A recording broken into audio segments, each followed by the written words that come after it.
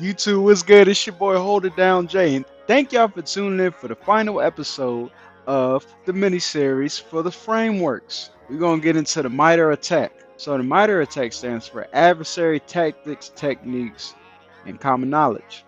It's a comprehensive framework used to categorize and understand different cyber attacks and attack techniques. So different examples would be phishing, spear phishing, and all that good stuff. Another thing I would like to bring up is that the MITRE attack framework is freely accessible to the public.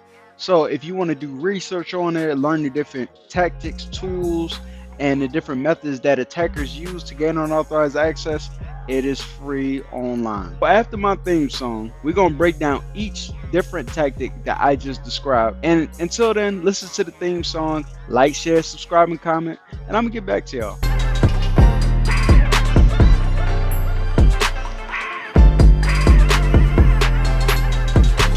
So welcome back. Thank y'all for tuning in once again. Like, share, subscribe if you haven't. So now let's get started with the first tactic, which is initial access. What initial access means is that the attacker exploits a vulnerability within the system to gain initial access inside of a system. So if your system has a weakness within its system, he finds that vulnerability and takes advantage to get inside and starts his process. So tactic number 2 would be execution.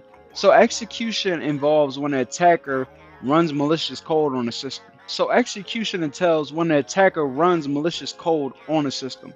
So one example I can give is the last lab I've done on Try Hack Me, where I explained that the attacker used in the cyber kill chain, he used a PowerShell script. That PowerShell script injected malicious code into the system.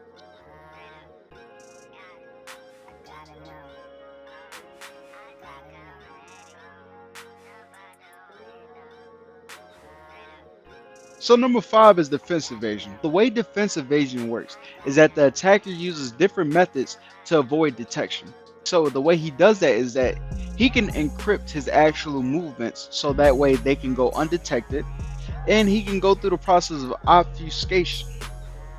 And with those methods, it can be very hard for the attacker to be detected and shows that he's trying to get unauthorized access. So tactic number 6 will be credential access. So this one is self-explanatory. What it entails is when the attacker is trying to gain unauthorized access by using logger credentials. Now, with that being said, there's various methods and techniques that he can use.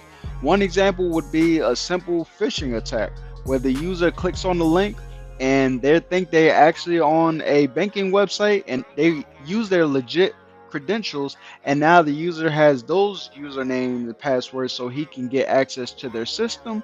Or another example would be a brute force attack where the attacker keeps guessing a password and using different password cracking techniques to gain those username credentials, and the list goes on. Right, so the next tactic would be discovery. So the way discovery works is for the attacker to find information about its host. So one method that I can think of off the top of my head would be using a scanner to detect hosts on the network. So you can use a tool called Nmap. So Nmap is a good one, or using a vulnerability scanner to find vulnerable hosts on the network, or you can enumerate different user accounts. So tactic number 8 is lateral movement. So lateral movement is when the attacker moves laterally within the network to gain unauthorized access to the systems.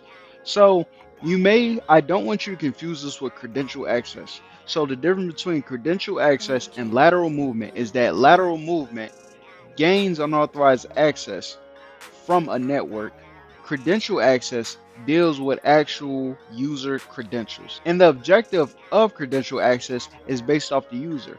Lateral movement is based off systems within the network that he's on to go higher in the chain. Honest collection. This one is self-explanatory.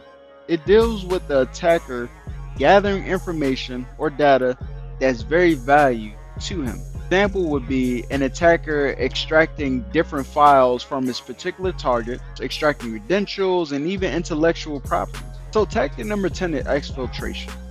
Exfiltration is when the attacker removes data from his particular target. So One way you can simply think about this, one way you can think about this is when an attacker sends stolen information from a particular server to his own cloud storage or external storage. Last tactic is impact. Impact is when the attacker simply alters data, deletes it, damaging, or either alters the system or environment. Some examples would be doing a ransomware attack on a company, deleting files, even causing system failures. When the attacker executes his attack, what is the harm and how impactful will this be to the company if he does it? So, for example, if an attacker holds users' accounts for ransom in exchange for some Bitcoin, then that's an example of impact because unless somebody gives up the money or can find a way to reverse the ransomware, then none of the users can have access to the credentials or whatever finances they have within that bank. All right, YouTube, thank y'all for tuning in once again. So I taught y'all about the MITRE framework, went down 11 different tactics and techniques that the user can use to gain unauthorized access.